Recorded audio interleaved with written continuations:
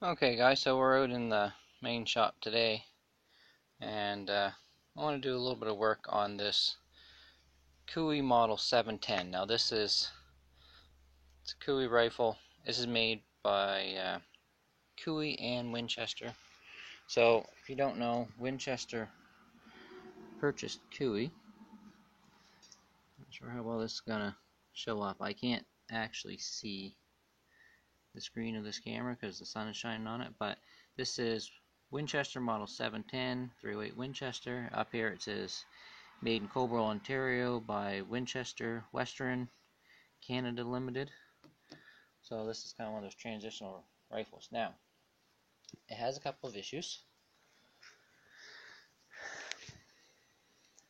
It's got a crack that runs down here, and the crack is starting to splinter. Now this little bushing right here is a recoil lug, and this is similar to a model 700 Remington recoil lug. So I'm going to pull this out of the sock. I'm going to show you what it's doing, how it's beating itself to death. And I've ordered a synthetic Winchester 670 stock. That's important because there's a whole bunch of people out there who claim this rifle is a clone of a Winchester Model 70, and you're wrong. I don't care who told you that. I don't care what makes you think that. You're wrong.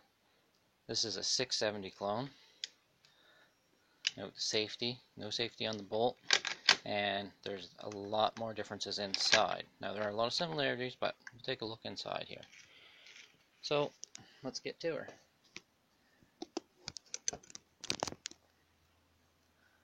Alright.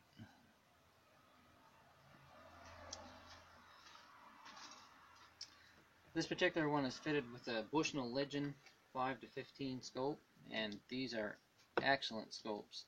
Very few people around is going to outshoot one of these scopes. Now I've got this vise is loose so I can move it back and forth, and I use my cell phone for filming. So I'm going to take the cell phone case and I'm going to set it under there.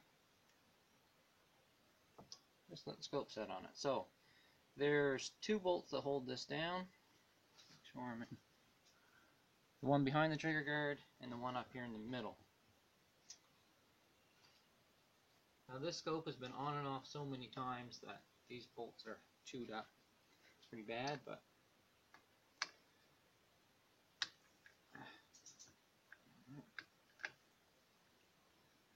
now I'm not gonna take one right out. I'm gonna loosen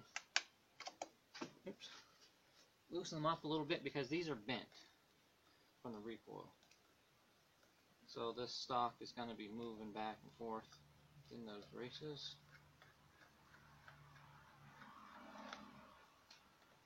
That's that one.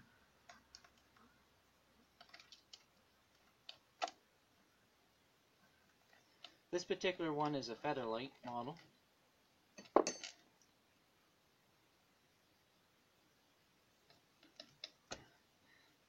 Alright.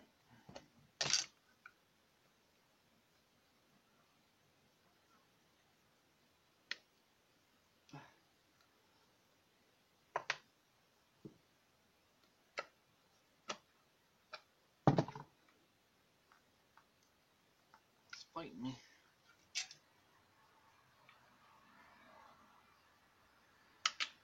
There we go.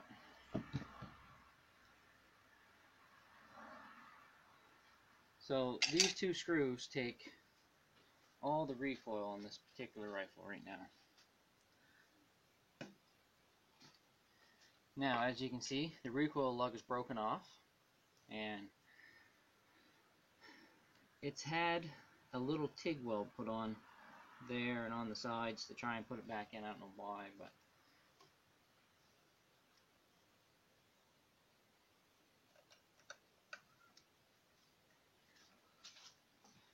now if you look inside of the stock, you can see there's bedding material here and here and here. This is from when I bought this rifle. Sorry, I didn't buy this rifle. This rifle was given to me by my father-in-law, and we took it to a gunsmith, and that gunsmith did some repairs. This is what he done. And there's no cross bolts in this rifle at all. So what's happened, and you can see it's driven that little piece of wood right there back. Hopefully you can see that.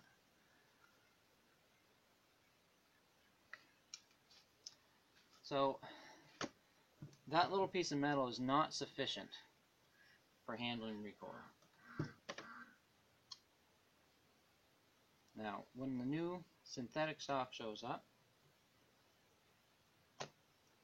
I'm going to bed it in there. I'm going to try and use the magazine well as a recoil lug. The magazine well is welded front and back. So anyway, let's get a closer look at this. I'll show you a couple of things. So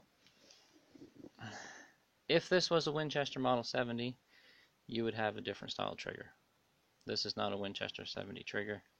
This is a Winchester 670 trigger. Now, the Winchester Model 70 has a notch here, and that's your recoil lug. I don't know why they didn't do this on these. I think the 670 even has that notch. This is more reminiscent to like the Remington 770 and 783 and the Ruger American, where it's made with a tube, which is a much more cost-effective way of doing it. But usually with those rifles, you'll see mortises cut on an angle this way and that way, and those fit into the stock where there's a aluminum or steel matching piece to handle recoil. So when this goes in the new stock, it'll get cleaned up, it'll get glass bedded here and everywhere. And with the plastic stock, I shouldn't get all these friggin' cracks. I'm afraid this thing is going to blow apart on me one of these days, because it's a 308. 308s recoil kind of heavily, and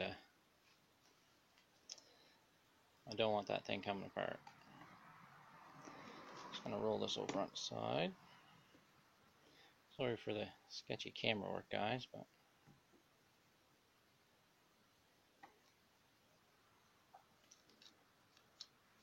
this is your bolt release. This is your safety mechanism here. If this was a Model 70, that's operated by the little lever on the other side. If this was a Model 70, that wouldn't be on it.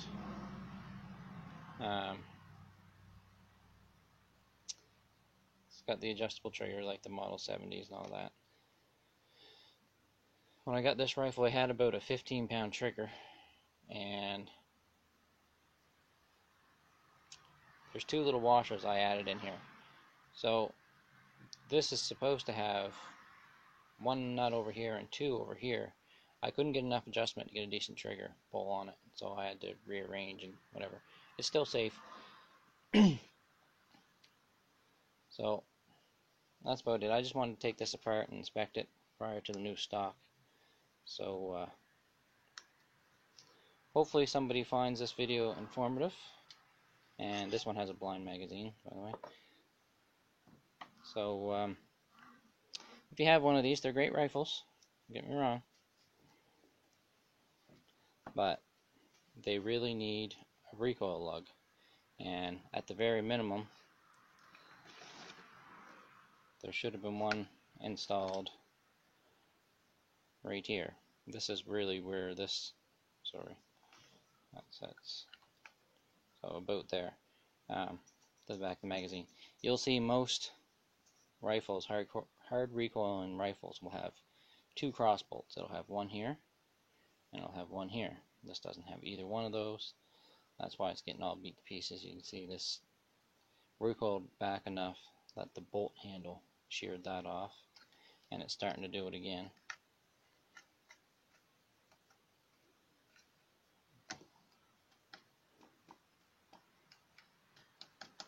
Yeah, it's broken the glue. The only thing holding that in now are these two brass screws. So anyway, I want to take this on the moose hunt this year. Finally got a tag, so. Oh, and one other thing. Never leave your bolt action rifle next to a heating duct.